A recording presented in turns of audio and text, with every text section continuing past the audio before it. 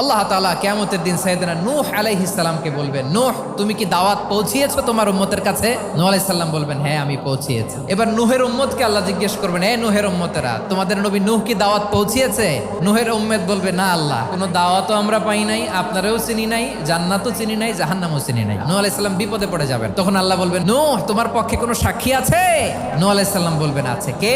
উম্মতে মুহাম্মাদি। তখন আমরা বলবো, আল্লাহর নবী নূহ আলাইহিস সালাম তিনি আপনি যা যা বলেছেন ঠিক তা তার উম্মতের কাছে পৌঁছে দিয়েছে। এবার নূহের উম্মতের সাথে আমাদের ঝগড়া লাগবে। তারা বলবে, তোমরা আসছো আমাদের হাজার হাজার বছর পরে, তোমরা কি করে জানলা? তোমাদের সাক্ষী ধর্তব্য হবে না? আমরা তখন বলবো, আমাদের কোরআনে তোমাদের নবীর নামে আল্লাহ তাআলা একটা সূরা নাজিল করেছেন, সূরাতে নূহ। দিন রাত এক করে তোমাদের কাছে তিনি দাওয়াত পৌঁছেছেন, সব আমরা জানি। আমরা যখন বলবো এই কথা, নূহের উম্মত চুপসে যাবে। তখন আমরা সত্য বলেছি কিনা এটা আল্লাহ তাআলা জানতে চাইবে বিশ্বনবীর কাছে। তখন বিশ্বনবী আমাদের পক্ষে সাক্ষী দিবেন। আওয়াজ করে বলেন আল্লাহু আকবার।